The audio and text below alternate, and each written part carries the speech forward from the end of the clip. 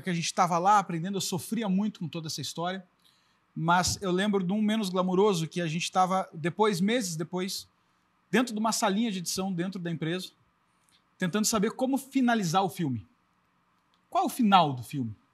Porque aqui, antes de ir para lá, a gente tentou dar uma estudada no assunto para não chegar desinformado. Botamos nossa equipe de estudo, fazendo resumos, a gente imerso. Quando a gente chegou lá, a gente começou a ouvir coisas completamente diferentes. E o nosso aprendizado foi: o ocidental não está sabendo olhar para essa guerra, esse conflito, com os mesmos olhos que os árabes e os israelitas enxergam. Não são os mesmos olhos.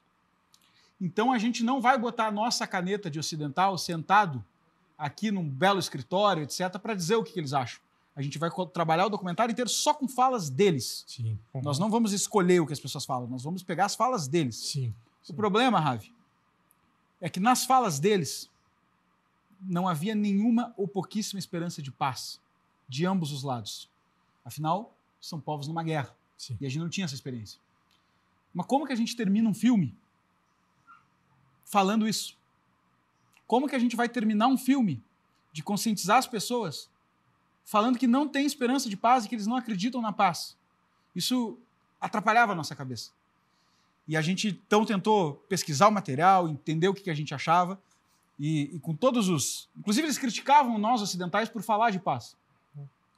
Mas a gente entendeu que, se existe uma nobreza em tudo isso que a gente defende de civilização ocidental, é uma esperança no impossível, que a gente não cansa de buscar. Então, nos exemplos dos familiares, nos exemplos de pessoas envolvidas, a gente colocou as duas coisas. Quem está diretamente envolvido e não acredita, mas também todos aqueles familiares que tiveram seus entes queridos mortos, falando que mesmo com todo esse drama, eles não deixam de ter uma esperança, de uma forma que ninguém sabe explicar, de que ninguém sabe sugerir, de que vai ter paz. Porque é urgente que as pessoas parem de morrer. Para mim, essa resposta é o auge da esperança. Porque por mais que seja impossível racionalmente definir como será feita a paz, ninguém, nem o mais afetado pela guerra, deixa de sonhar com ela. Sim. Isso para mim foi Sim. o que podíamos fazer. Sim. E realmente, bom, vocês já produziram diversos documentários, mas esse com certeza vai entrar para a história do Brasil Paralelo, porque esse documentário está internacionalizando de uma maneira ainda mais intensa o Brasil Paralelo. Porque quantos idiomas já foram traduzidos? 6, acho. 6. 7. Quer dizer, outros documentários foram traduzidos?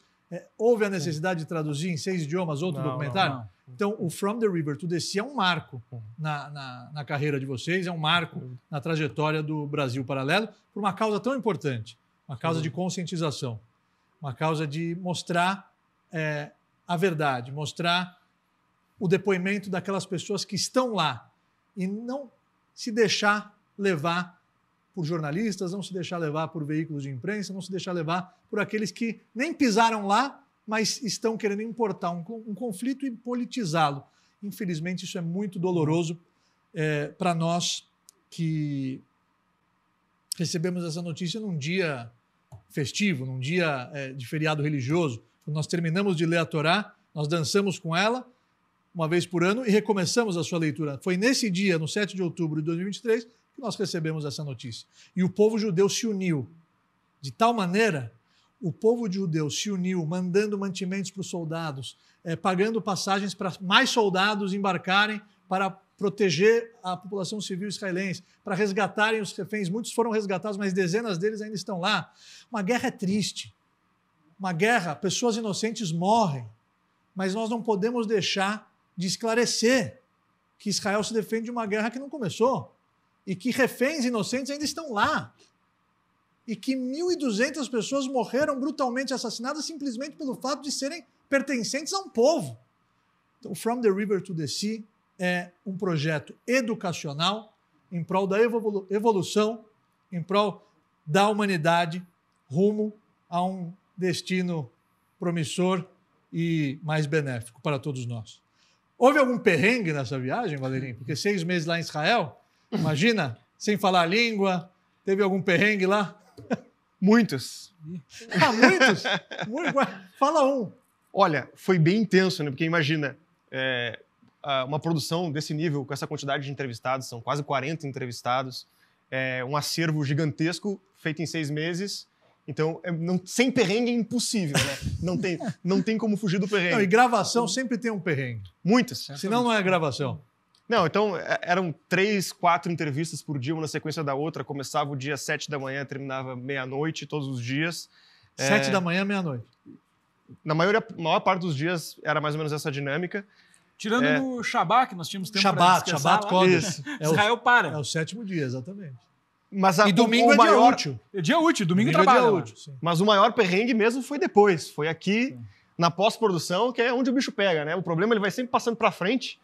Então, quando você está na etapa final, os problemas já estão acumulados.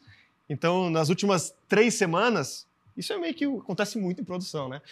Então, nas últimas 3 semanas, para conseguir finalizar o filme, discutir esse final, que foi uma discussão imensa, várias outras coisas, enfim, conteúdo muito sensível, né? Uma responsabilidade muito grande de conseguir fazer isso com honestidade, com responsabilidade. Perfeito. Nas últimas 3 semanas, a gente praticamente não saiu do escritório. A gente virava noites atrás de noite. Você comeu, chegava em casa, você comeu um bom falafel, você comeu? Comemos um bom falafel, principalmente as tâmaras. Tâmaras é incomparável.